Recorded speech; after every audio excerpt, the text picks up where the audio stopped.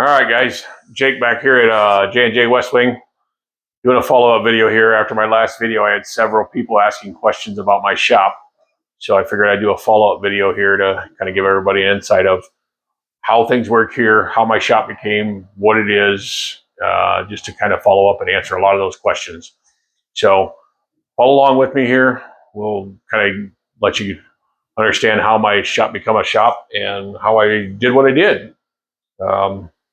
Right here at the right, I guess you can't see it. Let me turn you here a little bit. So here is my table saw. This was my grandfather. He passed away many years ago. He was a great woodworker. I inherited this from him. As the time went on, my brother got it first and ended up giving it to me. So I have it. I cherish this thing. It's a super old table saw that my grandfather bought in the 70s, and it's just been a workhorse for me here. So that's been part of my woodworking. Actually, my grandpa, this is a project that I've recreated. This was my grandpa's design. He made these and hung them in our yard. I'll try to post a picture of that in the comments and let you see that. I've had this in my family for probably 50 years out of my 55-year history. So this is a joiner that I got at a local auction. Good News Auctions here locally in Auburn. I got this in an auction. I think it was either $30 or $35 I paid for this. So by all means, I don't have a lot of money into this shop and making things happen here. So this thing, I did some cleanup work on it, and that was about it. It had set out in some rain just overnight, and I cleaned up the rust that was on the top of it, got it straightened out. It's been a workhorse for me as well. It does great. The air compressor in the corner, I bought, I want to say 30 years ago in a Sears that was going out of business locally here in Auburn. And I got that on a clearance sale. It's been a workhorse for me as well. I was into mechanics for many years. Used that repairing all cars with all my air tools and everything, and it's been a great one. This is my dust collector system. It was given to me by a friend of mine that had a father that passed away and found out that I did woodworking, and they had this in their shop and gave it to me free of charge. So I don't have anything in this as well. This was a donation to my wood shop. Let me move the table out of the way here. Here's my Shop Fox wood lathe. I did buy this brand new. This is probably one of the most expensive items I've got until I got into the laser business. I did pay full price for this because I bought it brand new. Bought it at a local place here, had it shipped to my house. It's all cast iron, very nice setup. The shop vac you see on the floor there came from the same auction that I got the joiner from. That was another auction find there. I think I got that for, I don't know, $8, $10, something like that. The drill press here, I had a friend of mine that needed a door put in the side of his garage. I went over and helped him install that. Him and I worked for a few hours doing that, and he gave this to me. So this was a free donation as well. I don't have anything in this.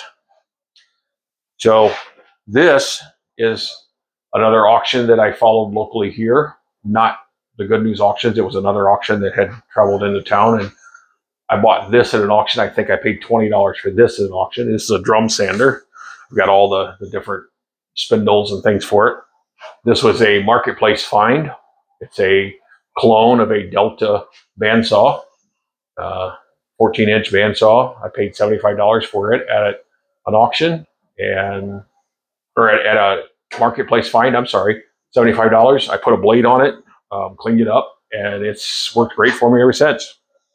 So that gets us around to the other side of the room here. Let me get you turned around here so you can see the rest of it here. So this is the laser that I've really been a fond, great friend of it. And it's turned out really good for me. Looks like we're turned here just a bit. Let me tip you guys up. We'll check laying sideways here. So yes, I bought this brand new, and I'll follow up here with the box beside me. But that box created this, and on the side of it here, I don't know if you can see it, there's a chiller that is required to run with this as well. So I got that. So I did pay full price for this. I bought this new from the company. And then over here, let me turn the cameras a little more so you can see this one. So this was the box that my son works at a local cabinet shop. He cut me all these boards, cut out the top of it, did all he needed to do. Excuse me, gave me all the wood. I did all the putting together of the box and got everything going. Inside this is a 6-watt ASMR diode laser that my wife bought me for my birthday last year, and that kind of started my addiction for the laser. That's where the bigger laser came in, because this one is such a small laser. It doesn't do a lot of cutting. It's great for engraving, but it doesn't do a lot of cutting or anything. So as you've seen in some of my other videos, I've got into cutting earrings and different types of things out. So I've got all of that going on. Let me grab the camera here. I'm going to flip it around, and we'll just do kind of a tour of the rest of it here and see here. So up above here, this is one of my cherished things that I've made. This was in dedication to my wife. She was U.S. military and special intelligence. So I made this for her, and it hangs in my shop. I've got another one that I made for her that hangs in her shop. So here is my QR code. If you guys want to freeze frame there and take the QR code, that'll take you to my website. We do a lot of customizing of things. I had some special orders, and I got into doing these as well. So these are all my 3D prints for hanging up your tools. My ham radios, I think we spoke about that the other day. So that's part of them, the things. And then right above there, I don't think anybody ever caught this one.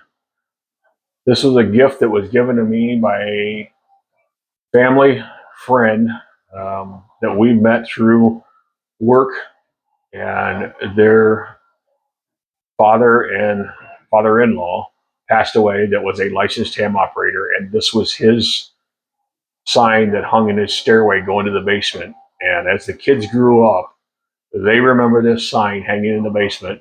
Dad had his stuff set up in the basement, so he would play on his radios, and if this was turned on the stairway, the kids were not allowed to come downstairs into the basement.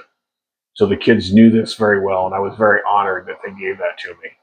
So when I did that, this was his original setup. This is the switch that turns that light on and off. I hooked it up identically to the way that he had it in his shop. So that is exactly what it is. So I'll back up here. This is where all the magic happens. That's where I do all my designing, playing on my radios, getting things set up. I've got some 3D files going in here right now. These are some of my projects that I've done.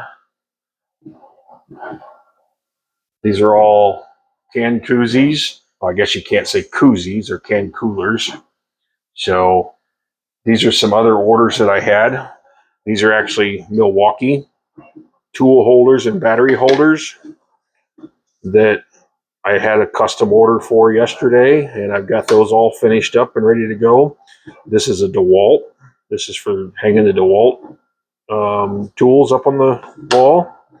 This is a specialty tool that goes to that the company sells that I ended up printing off myself. I've got a local laser friend of mine that needed some of those, and I've made some of those for him. I haven't got them to him yet, but I've got those made for him.